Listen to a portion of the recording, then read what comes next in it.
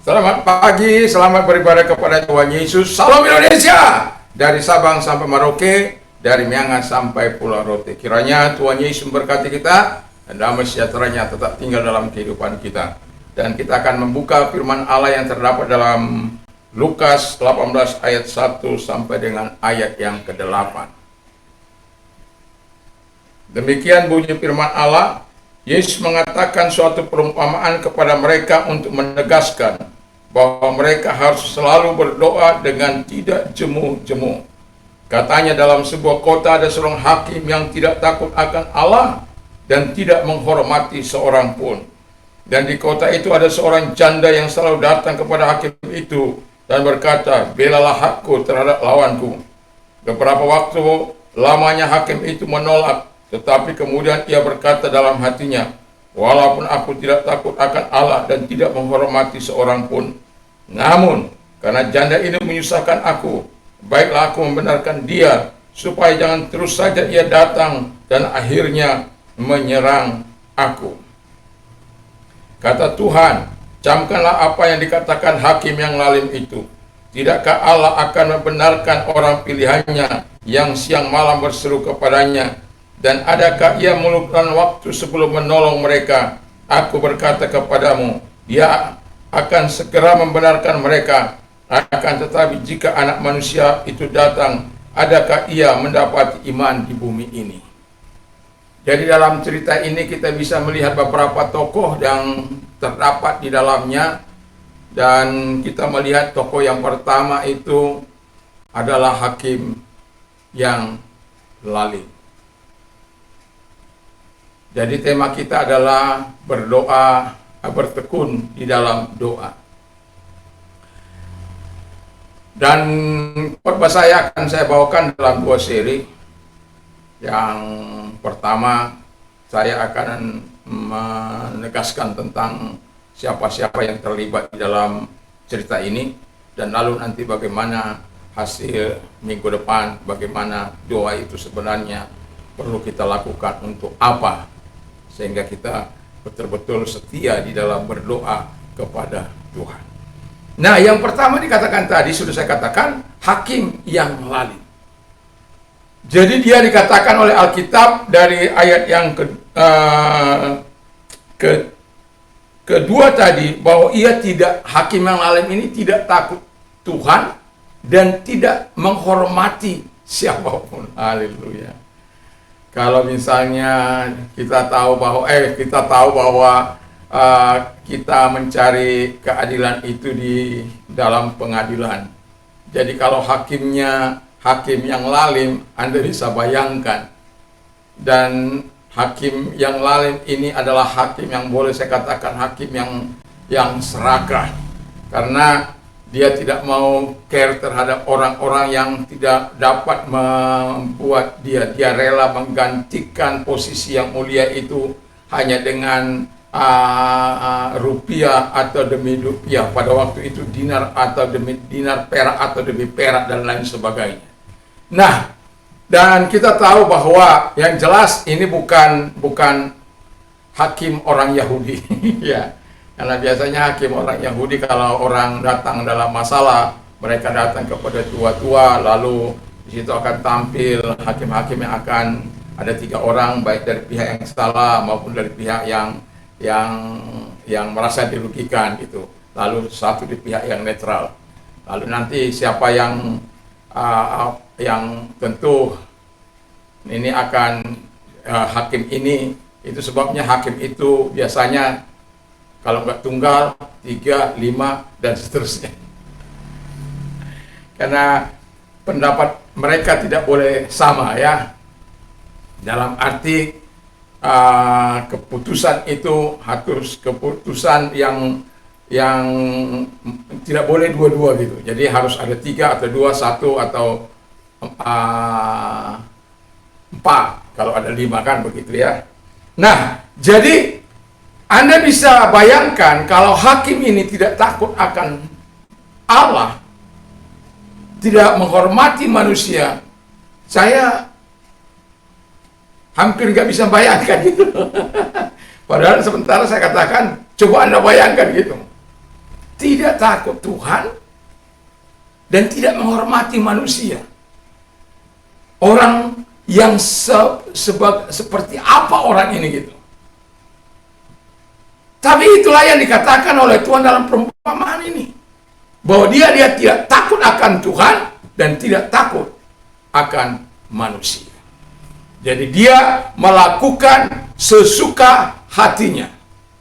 Jadi kalau ada hakim yang melakukan sesuka hatinya, hancurlah pengadilan. Kalau ada hakim-hakim yang seperti ini, ya dia pasti menyukai suap. Ya, di Indonesia juga ada banyak ya oknum yang menerima suap, dan perkara-perkara bisa diperjualbelikan. Tetapi sebagai orang yang percaya, kalau kita Anda hakim sebagai orang percaya, biarlah berdasarkan hati nurani yang Tuhan telah tentukan dalam keputusan yang benar. Berdasarkan fakta-fakta Anda memberikan keputusan. Suara kebenaran harus menjadi panutan dari seorang hakim yang mengambil keputusan. Bukan seperti hakim yang lalim ini. Tapi dengarkan dulu sebelum kita lanjutkan cerita si hakim ini. Nah, tokoh yang kedua adalah ada orang yang meminta bela perkara, yaitu seorang janda yang tidak punya apa-apa.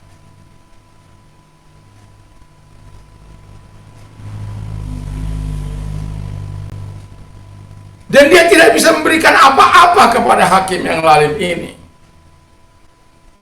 Dan pada mulanya hakim yang lalim ini tidak mau peduli, ya, tidak mau tahu, ya. Jadi kalau Anda tidak mau tahu, ya seperti apa saya katakan tadi, dia menuruti keinginan sendiri karena dia tidak menghormati manusia dan juga tidak takut kepada Allah. Jadi dia merasa enjoy saja. Apa yang dilakukan itu bagi dia benar semua. Dan ini berbahaya kalau orang-orang merasa melakukan apa saja yang bisa dilakukannya merasa benar, seperti Paulus yang membunuh dianggapnya benar karena dia dapat mandat tanpa hukuman, tapi Yesus datang kepada dia, menjamah dia, dan dia bertobat dan mengalami restorasi daripada Tuhan. Revolusi, bukan revolusi tentang kehidupan jasmaninya, tapi revolusi dari hati yang dikerjakan oleh Tuhan, sehingga dia betul-betul menyerahkan hidupnya menjadi pelayan Tuhan.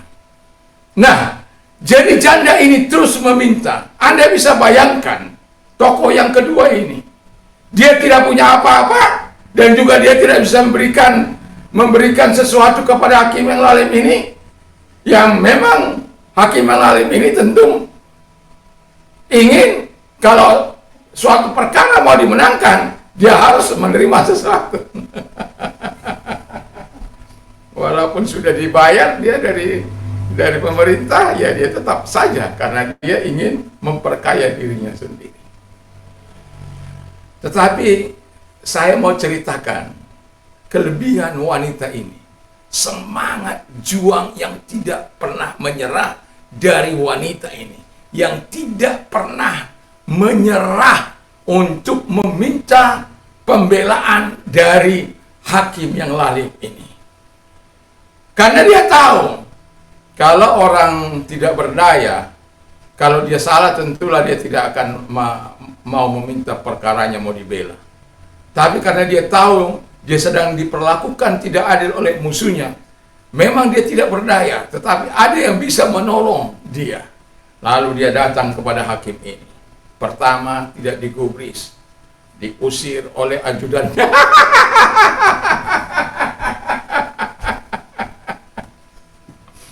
Diusir, lalu pergi menemani istrinya ke pasar. Dia ada di situ. Pak Hakim, belalah perkaraku. Aku ini sungguh benar, Pak Hakim.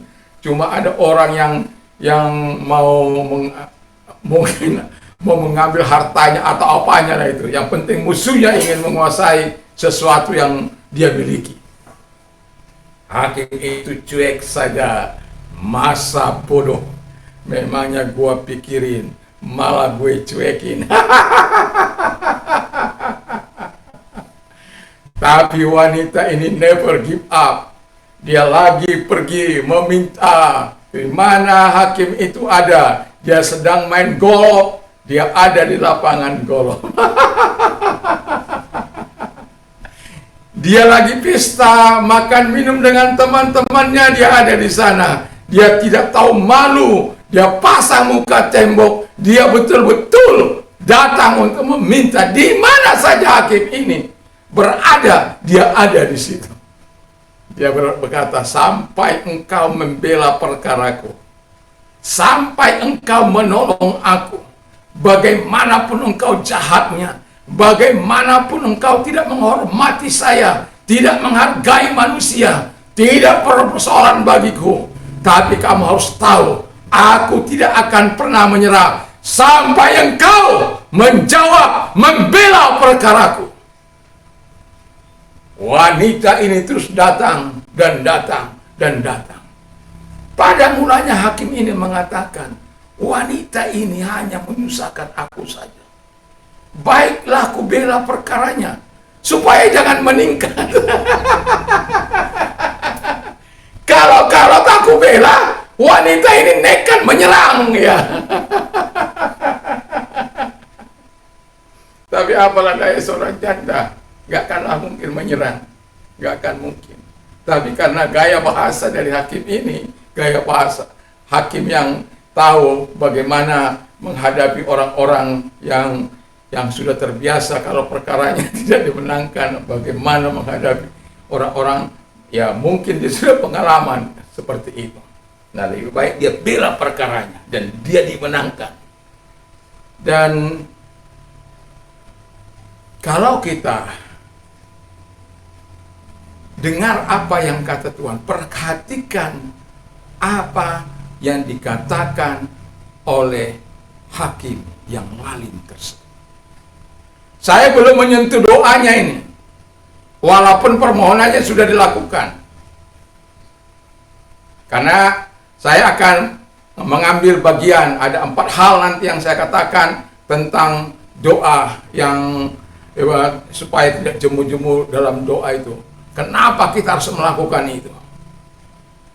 Nah, lalu kita melihat, saya apakan dulu dari pihak orang yang mengasihi Tuhan. Jadi ada hakim yang lalim, ada seorang janda, lalu ada orang-orang benar yang berdoa kepada Tuhan. Dan yang keempat itu, Yesus berkata, perhatikan apa yang dikatakan hakim yang lalim itu.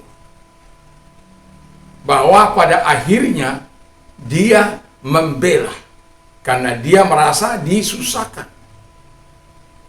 Nah, Allah kita bukan Allah yang lalim. Bukan pula Allah yang sadis. Bukan pula Allah yang tidak berbelas kasihan.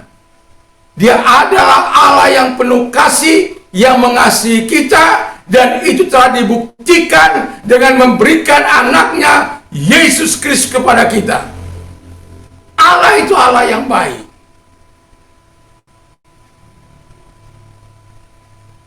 Dan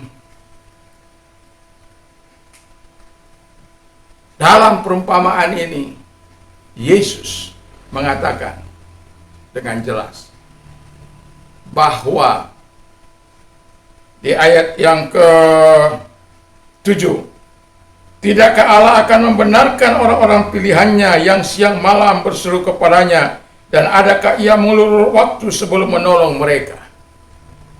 Jadi kalau tadi wanita janda tadi yang meminta bela perkara yang sampai menyusahkan hakim itu, dan pada akhirnya hakim itu menjawab, membela perkaranya karena dia merasa disusahkan. Nah, kalau orang-orang pilihannya berdoa bukan karena menyusahkan Allah, tapi karena Allah senang umatnya datang berdoa kepada dia. Saya kasih contoh. Ketika Yosafat menghadapi dalam 2 Tawarik 20, menghadapi sebuah peristiwa yang sangat luar biasa, di mana dia didatangi oleh pasukan Amon, Moab, dan Meunim, dan sekumpulan orang-orang Seir itu. Dan itu sangat menakutkan dia. Dan dia datang kepada Allah, sujud kepada Allah. Dan pada akhirnya, endingnya kita bisa melihat bahwa mereka hanya disuruh oleh Tuhan memuji Tuhan, mengagungkan Tuhan, tapi mereka harus menghadapinya. Dan Anda tahu apa yang terjadi? Bahwa ketika terjadi sesuatu yang sangat kacau di dalam kumpulan para penyerang-penyerang itu, Amon, Moab bersatu menyerang orang-orang pegunungan Seir atau Meunim itu, dan pada akhirnya mati. Dan setelah mereka mati, mereka saling tolong-menolong untuk saling membinasakan.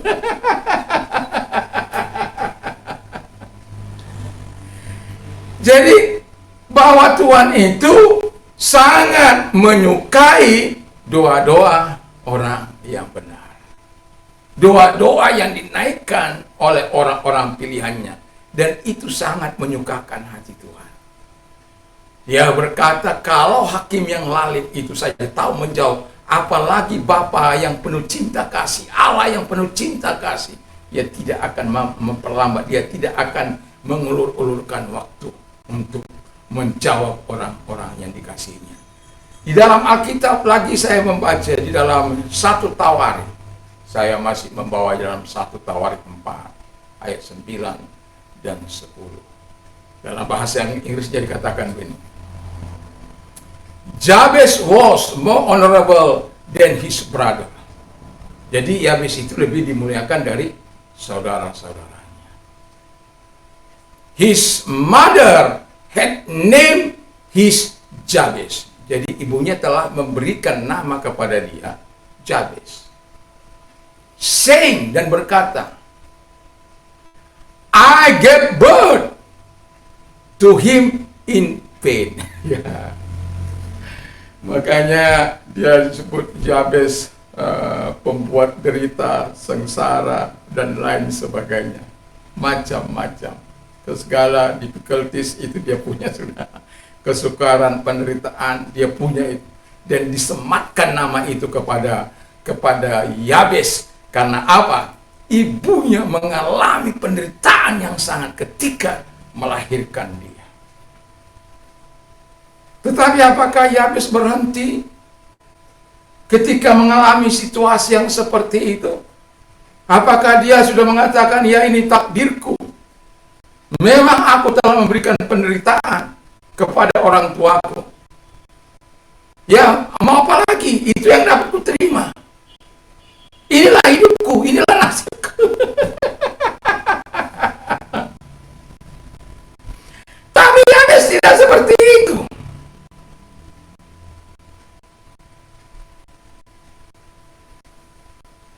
Jabez cried out,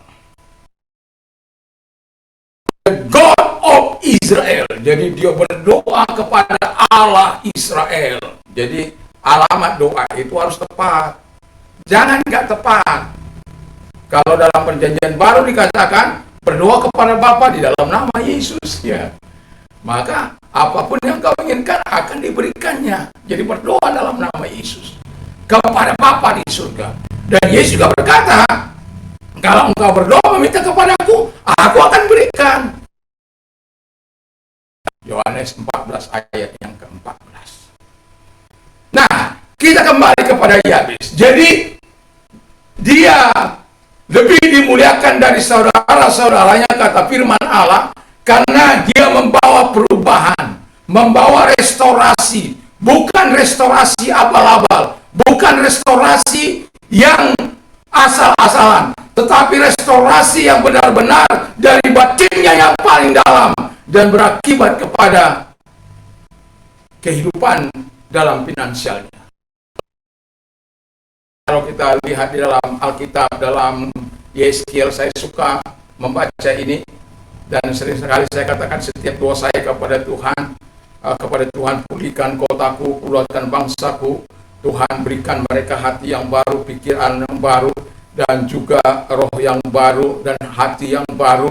Lalu kemudian Engkau berikan roh-Mu supaya kami semua menjadi penurut Engkau, melakukan apa yang benar, melakukan apa yang baik, bukan yang selalu menggoda, yang selalu membujuk untuk melakukan yang jahat, melakukan provokasi, demo-demo yang tidak penting hanya demi sebungkus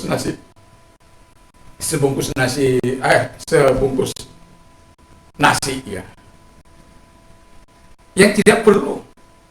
Ada yang jauh lebih besar yang bisa kita lakukan. Mari kita melihat fakta-fakta yang ada. Jangan karena kebencian. Memang kalau orang sudah benci, dia berpikir tentang hal-hal yang merusak siapa yang dibencinya, dan bahkan melakukan hal yang tidak baik kepada orang yang dibencinya. Tapi kalau orang mengasihi, maka dia akan melakukan, memikirkan kepada orang-orang yang dikasihnya itu hal-hal yang baik, dan melakukan juga hal-hal yang baik. Sama seperti Tuhan, karena dia mengasihi kita, dia berikan anak yang tunggal kepada kita, supaya apa? Kita juga merespon kembali. Itu harapan Tuhan. Tapi banyak manusia tidak tahu berterima kasih, lupa kacang pada kulitnya. Air susu dibalas dengan air tuba. Inilah kehidupan. Nah, ya, sebagai orang yang memang memberikan penderitaan masa bayinya kepada orang tuanya, dan nama itu disematkan kepada Yabes, penderitaan. Lalu apa yang diminta kepada Allah Israel itu? Oh, that you would bless me. Kiranya Tuhan sudi ya. Jadi dia bermohon, kiranya Tuhan, tadi belum saya teruskan.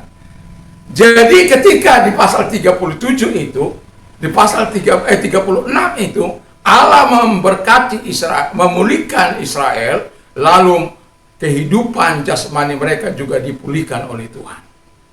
Dan itu sebabnya yang tadinya hasil kebun mereka tidak begitu berhasil, dan bahkan hasilnya adalah memberikan kelaparan bagi orang Israel. Tapi ketika mereka direstorasi oleh Tuhan, mereka diberikan hati yang baru, roh yang baru, dan hidup yang baru dalam Tuhan. Lalu Tuhan memberikan rohnya, mereka taat kepada firman Allah. Tuhan memberkati apa yang dikerjakan oleh tangan-tangan mereka. Dan Jabes pun melakukan hal yang sama. Kiranya Tuhan memberkati aku. And enlarge my territory. Lapangkanlah, luaskanlah daerahku. Alkitab mengatakan begini dalam Ulangan 8, kalau aku memberkati, memberikan engkau rumah, emas, perak, dan lain sebagainya, janganlah engkau pernah sombong. Janganlah engkau merasa bahwa engkau hasil pekerjaanmu lah ini, hasil usahaku lah ini.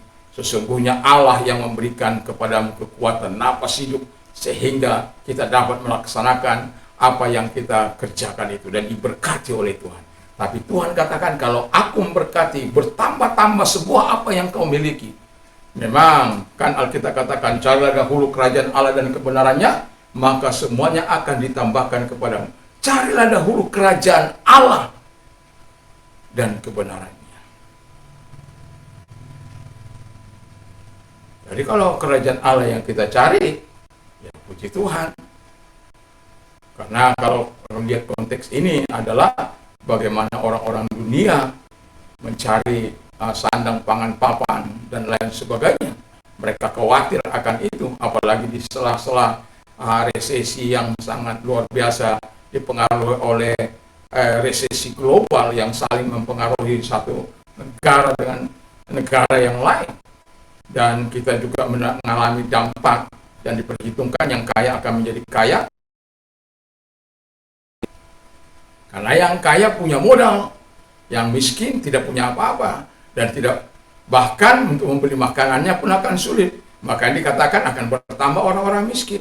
Nah, lalu apa yang kita doakan? Berdoa dong. Saya berkata kepada Tuhan, berkati Indonesia, berkati rakyat Indonesia dari Sabang sampai Merauke yang terbaik. Bukan kami mengabaikan situasi dan kondisi, tapi kami yakin dan percaya Tuhan mampu mengubah situasi yang tidak baik menjadi baik. Seperti apa tadi?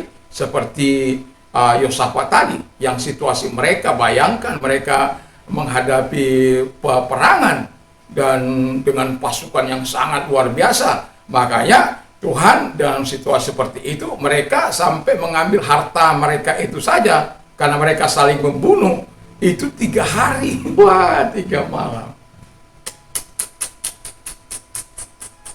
Luar biasa. Jadi, kita kembali kepada Yabes. Contoh bahwa orang benar ketika berdoa, Allah sangat suka dan tidak pernah mau mengulur-ulur waktu. Nah, lalu kemudian apa yang terjadi? Lalu dia katakan, enlarge my territory, lapangkan. Let your hand be with me. Biarkanlah tanganmu menyertai aku. Jadi kalau tangan Tuhan itu menyertai, ketika kita jatuh, dia bangunkan, atau ketika kita mau jatuh, sebagai seorang orang tua yang memegang anaknya yang mau jatuh dan itu langsung dengan sikap orang tuanya mengangkat atau menarik tangan anaknya supaya jangan sampai terjerembab. Demikian Allah. Lalu dikatakan satu lagi, keep me from all harm. Jadi peliharalah aku, jagalah aku dari segala bahaya, dari segala kecelakaan, so that I will be free from pain, sehingga aku terhindar dari segala penderitaan. Ingat, terhindar dari segala penderitaan, karena dia telah menikmati masa-masa yang sulit bagi dia. Itu sebabnya dikatakan, kiranya tangan Tuhan menyertai aku, dan Tuhan menjaga aku dari segala kecelakaan, supaya dengan demikian aku bisa terbebas dari segala penderitaan itu. Karena bagaimanapun kalau kita diberkati, kita dalam keadaan sakit, punya tapi tidak bisa makan dengan baik karena sakit gula, tidur nggak nyenyak, makan makan nggak enak, sekalipun berlimpah-limpah karena banyak penyakit. Kita bisa membeli kasur yang empuk apapun, tapi kita tidak bisa membeli tidur nyenyak itu. Karena tidur itu karunia Allah. Jadi kalau Anda stres, datang aja sama Tuhan, berdoa. Aku nggak bisa tidur Tuhan. Datang, pasti Tuhan berikan. Asal dengan sungguh-sungguh datang kepada Tuhan. Banyak kali orang nggak bisa tidur, gunakan obat penenang. Saya dulu ada orang yang nggak bisa tidur menggunakan pil penenang, dan pada akhirnya dia kecanduan. Nggak bisa tidur, datang sama Tuhan. Berdoa, bilang, Tuhan aku nggak bisa tidur, tapi aku mau bisa tidur. Ya urus Tuhan gitu. Kalau saya nggak bisa tidur, ya begitu saja sama Tuhan. Tuhan, malam ini saya nggak bisa tidur, tapi saya mau duduk dulu di bawah kaki Tuhan, sujud di bawah kaki Tuhan.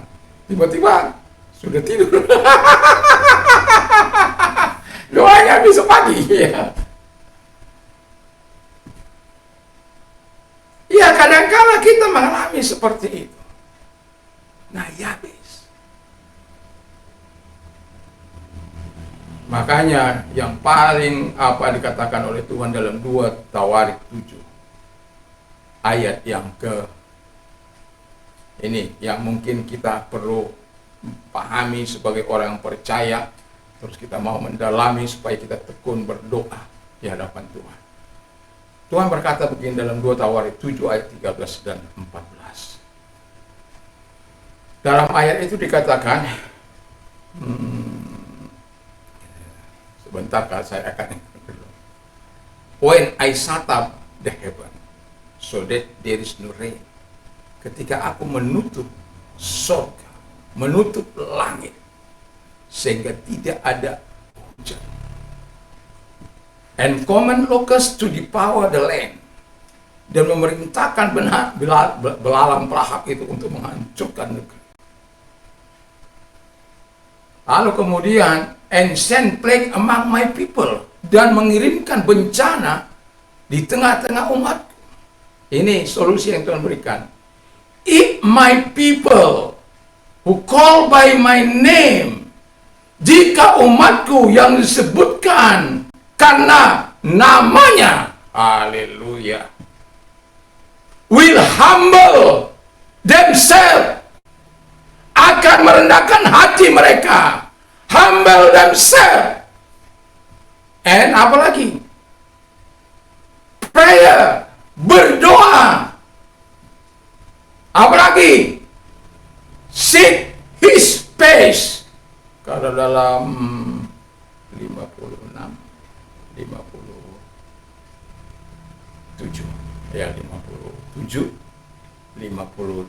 berarti dalam Mazmur 119 ayat 58 dikatakan begini, I have sought your face with all my heart.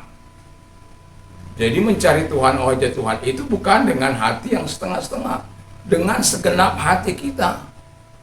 Preserve me according to your promise. Peliharalah aku menurut janjimu, menurut firmanmu, menurut kehendakmu, macam-macam lah itu. Jadi ketika Tuhan mengatakan merendahkan hati, lalu kemudian berdoa, lalu kemudian mencari wajahnya, dan turn from their wicked ways, dan berbalik dari jalan-jalan mereka yang jahat. So, lalu apa yang terjadi?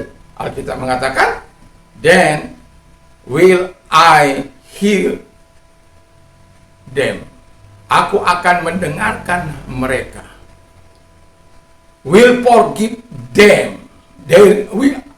I will forgive their sin, dan aku akan mengampuni dosa mereka. And I will heal their land, dan aku akan menyembuhkan negeri mereka. Jadi itu sebabnya saya katakan tadi, kalau ada hal-hal yang tidak menyenangkan kita, seharusnya kita datang kepada Tuhan, merendahkan hati kepada Tuhan, karena Tuhanlah yang mampu mengubah situasi kondisi yang kita alami. Yakin dan percayalah bahwa Tuhan tidak akan pernah mengulur-ulur waktunya bagi kita. Dan dari ketiga contoh yang saya berikan tadi, bahwa jelas bahwa Tuhan sangat memperdulikan doa-doa orang yang dipernaikkan kepada Tuhan. Saya sendiri, ya, kasus yang paling besar yang saya alami adalah mengenai mobil saya. Seolah-olah tidak ada jalan keluar.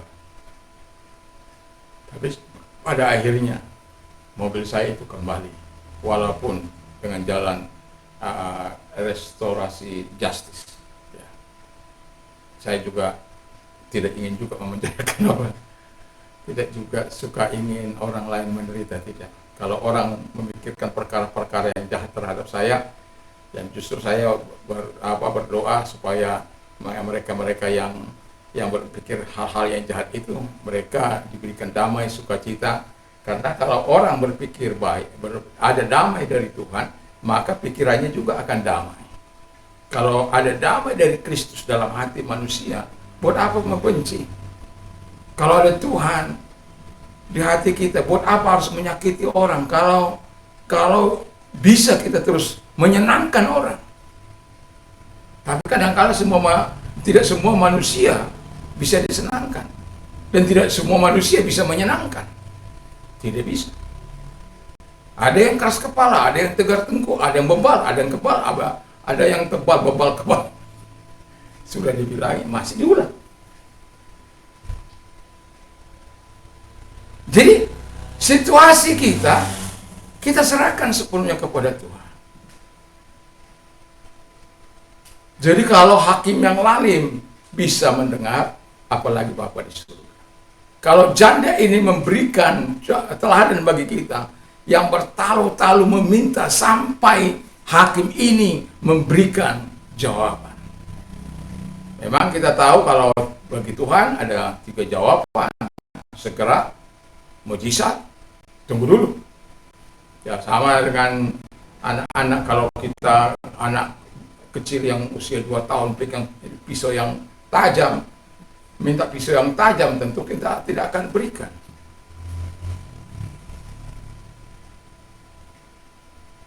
Tapi kalau diminta pisang ya, pasti kita atau minta roti, pastilah. Tapi kok diminta pisau, usia masih kecil, masih 2 tahun, oh ya, itu kan berbahaya. Nah, jadi kita sebagai orang yang percaya kepada Tuhan, dengarkan apa yang Tuhan katakan. Tapi dari pihak Yesus, ini yang sesungguhnya saya khawatirkan. Lihat saja orang-orang di sekitar kita. Apakah masih mengandalkan iman mereka ketika mereka beraktivitas di pagi hari? Apakah mereka memulai dalam doa-doa mereka kepada Allah? Apakah mereka bisa membangunkan fajar seperti Daud membangunkan fajar? Apakah kita bisa datang jam 4 pagi, datang berteriak kepada Allah, berseru kepada Allah dari tempat tidur mungkin? Apakah kita bisa berteriak, terima kasih Tuhan? Terima kasih buat semuanya. Buat kekuatan, buat kesehatan. Kalau juga kurang enak badan, terima kasih Tuhan. Kita tidak bisa pungkiri itu. Tapi kita harus tetap datang kepada Tuhan, menandakan iman kita. Makanya saya mau katakan, apa sih manfaat ketika kita berdoa dengan sungguh-sungguh di hadapan Allah? Ketika kita meminta bertalu-talu kepada Allah, itu minggu depan. Tapi saya sedang kekhawatiran Tuhan ini. Soal makan minum gak usah kau takut Simon. Itu ya, kalau boleh Tuhan katakan kepada saya, itu kau soal makan minum, soal rubah, soal apa, gak perlu kau takut. Gak perlu. Karena apa? Aku yang menyuplai. Melalui Paulus berkata, my God shall supply all your need. All your need. Semua kebutuhan. Kesehatan, kekuatan, makan, minum, pakaian, papan, sandang, dan lain sebagainya. Terserah, sebut aja lah. My God shall supply all your need according to his riches. Menurut kekayaan surgawi itu loh. According to his riches in glory by Christ Jesus. Jadi jangan khawatirlah tentang hidup ini. Kalau saya mengikuti orang-orang para pakar bercerita masa gelap di 2023 bahkan sampai 2024, masa-masa tahun ini setelah dimulai startnya, dan saya juga sudah mendengar bagaimana orang-orang yang tadinya tenaga kontrak tidak lagi diperpanjang, dan bahkan ada pemutusan hubungan kerja karena ekspor yang tidak bisa jalan dengan baik. Itu membawa dampak kepada pengusaha. Pengusaha tentu tidak ingin rugi dan kita tidak bisa apa-apakan. Tapi kita berdoa supaya pengusaha tetap diberikan kreativitas untuk bisa mencari jalan keluar sehingga barangnya itu bisa memang kalau memang ekspor jadi ke negara-negara yang bisa menerimanya. Kita berdoa supaya Tuhan memberkati. Tetapi yang mau saya katakan adalah soal itu saya tidak khawatir. Tapi yang saya khawatir, sering saya khawatir adalah di mana kadangkala anak manusia itu tidak memakai imannya. Bangun pagi sudah tenang, seolah-olah dia menjadi Tuhan atas dirinya, tidak perlu bantuan Tuhan, tidak perlu pertolongan Tuhan, tidak perlu hikmat Tuhan, tidak perlu ini dan itu. Saya setiap pagi mengatakan kepada Tuhan, Tuhan, aku butuh Tuhan, aku butuh kekuatanmu, aku butuh urapanmu, aku butuh Engkau Tuhan. Dan bukan sama saya aja saya minta, bagi bangsa dan negara diberkati, pemimpin kami diberkati, dan semua orang. Oh, saya minta juga supaya diberi hati yang baru, roh yang baru, rohmu, supaya ke semua kami menjadi penuh.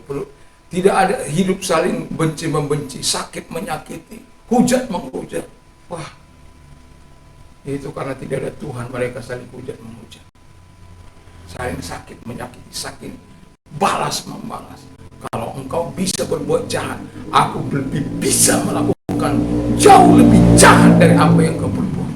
Itulah kata-kata orang dunia, itu kata-kata setan. Maka sering saya katakan, perjuanganku bukanlah melawan darah dan daging, tetapi melawan pemerintah, penguasa, dan penghulu-penghulu dengan gelap dan roh-roh jahat di udara. Kenapa itu? Kita tidak bermusuhan satu dengan yang lain. Kita tidak berhadapan dengan manusia. Tapi setan yang mengikat mereka. Yang pikirannya diikat menjadi pikiran yang kotor. Perbuatannya diikat menjadi perbuatan yang menghalalkan semua cara. Dan memprovokasi dan lain sebagainya. Karena setan ada dalam pikirannya, dalam hatinya, maka tindakan dan perkataannya dalam pikirannya juga setan. Memang Alkitab mengatakan pekerjaan setan itu mencuri, membunuh, dan membinasakan. Dia curi damaimu, dia curi kebenaranmu. Kalau sudah kamu tidak punya itu lagi, dia binasakan kamu. Dan itulah sebabnya sebagai seorang pendoa, kita perlu mendoakan supaya rantai atau segala tawanan yang ditawan oleh setan itu dibebaskan, sehingga mereka melakukan apa yang berkenan di hadapan Tuhan, apa yang baik di hadapan Tuhan, melakukan kehendak Tuhan dalam hidupnya. Nah, apa yang dikhawatirkan oleh Yesus itu? Yaitu iman. Karena iman inilah kita masuk surga, karena iman inilah kita mengalahkan setan, karena iman inilah kita mendapat anugerah, karena iman inilah kita mendapatkan segala yang baik, karena iman inilah kita dapat melumpuhkan pekerjaan setan dan antek-anteknya, karena iman inilah kita menumpangkan tangan atas orang sakit, maka orang sakit itu sembuh, karena imanlah, iman kepada Yesus Kristus. Makanya firman Allah katakan, kalau engkau mau beriman, hidup dalam pertobatan dengan sungguh, lalu dengarkan firman Allah. Iman timbul dari pendengaran firman Kristus. Jadi jangan membaca firman Allah seperti membaca buku komik. Jangan. Keluarkan dia, perkatakan dia. Perkatakan satu demi satu. Kalau perlu, hafal dia. Sehingga itu akan membuat iman kita semakin kuat. Dan saya walaupun hafal di sini lupa di sana, hafal di sini lupa. Tapi setidak-tidaknya dari semua itu adalah yang melekat.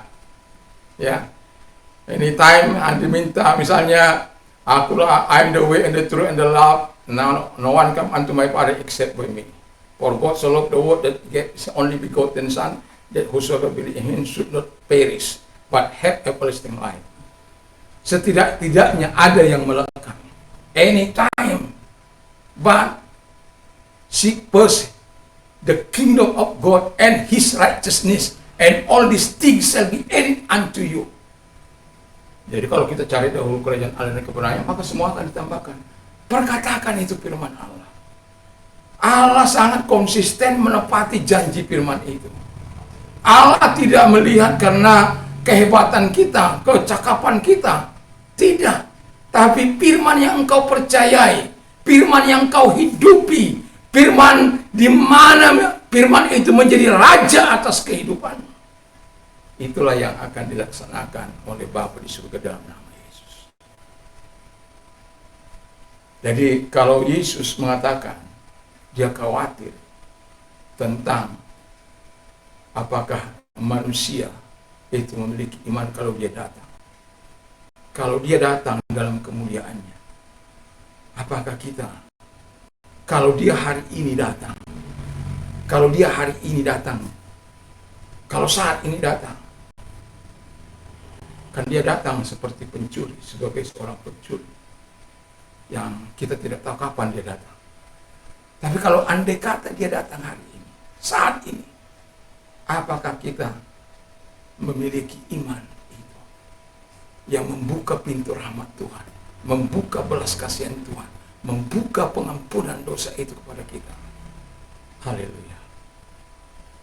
Jadi saya berharap, saya belum dibawa pada poin inti dari mengapa kita tidak perlu, mengapa kita harus bertekun dalam doa.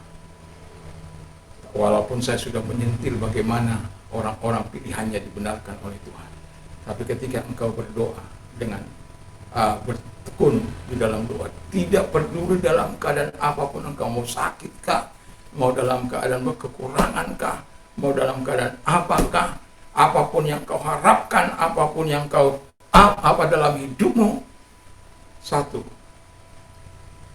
apakah engkau bertekun di dalam doa?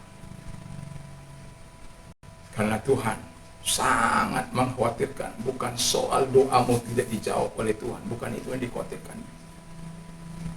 Bukan itu. Yang dikhawatirkannya apakah engkau memiliki iman kalau dia datang kali yang kedua. Saya berharap kita menjawab. Kalau boleh saya mengatakan, mari kita pelihara iman kita dengan sungguh. Karena bila dia datang, kapanpun, kita bersama-sama dengan dia. Mari kita tunduk kepala dan kita berdoa. Saya undang kita bangkit berdiri.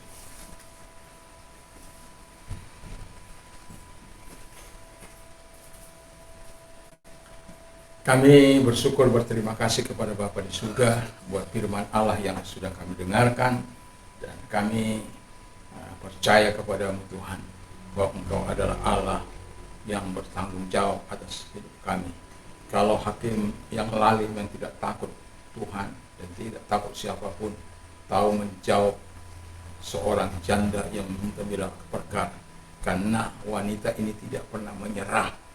Dia terus meminta, dan pada akhirnya karena wanita itu dianggap menyusahkan, maka Tuhan menjawab. Tapi saya yakin dan percaya ada tekad yang membara, tekad membaca di dalam wanita ini, sampai engkau mendengarkan doaku, sampai engkau mau membela perkaraku. Kalau kita aplikasikan ke tengah-tengah kehidupan doa kita, sampai kalau kita berdoa, sampai Tuhan berdoa. Saya 1 tahun lebih untuk kembali mobil. Walaupun saya sudah mendapatkan pencerahan, tapi saya terus berdoa sampai pada akhirnya mobil itu di tangan saya kembali. Dan itulah sebabnya kita tidak perlu menyerah dalam doa, karena ada manfaat yang kita bisa dapatkan ketika kita berdoa dengan tekun di hadapan Allah, berdoa dengan sungguh-sungguh, berdoa dengan tidak jemu-jemu.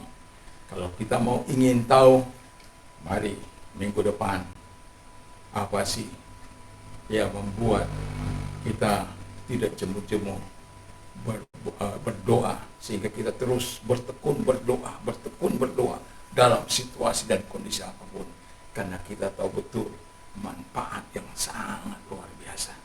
Tuhan Yesus memberkati, dan biarlah firman-Mu tertanam dalam hati kami, sehingga kami mempercayakan hidup kepada Bapa di surga dalam nama Yesus, kepada hakim yang lalim, hakim yang benar itu, hakim yang agung itu, yang hakim yang penuh belas kasihan itu, Allah kami, Allah yang penuh cinta dan rahmat.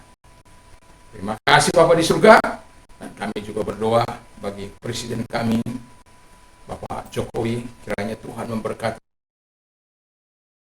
Presiden kami, tetap diberikan kekuatan dalam menjalankan roda pemerintahan ini. Dan terima kasih Tuhan, karena kami masih dapat mengatasi segala inflasi yang terjadi.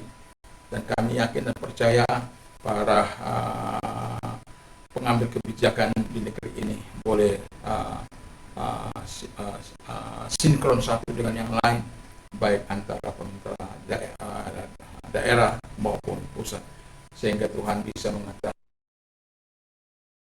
ini, dan kami masyarakat Indonesia boleh tetap terjadi perputaran ekonomi yang sehat, sehingga kami terus bisa berkarya, anak-anak bangsa terus bisa memenuhi nafkah hidup mereka. Dan kalaupun ada yang mengalami hal-hal tidak perpanjangan kontrak, engkau tolong mereka supaya mereka juga menjadi kreatif dalam membenahi bahwa eksis, supaya tetap dapur mereka ngebul Bapa di surga. Terima kasih Tuhan, terima kasih. Kami juga berdoa bagi mereka yang sakit.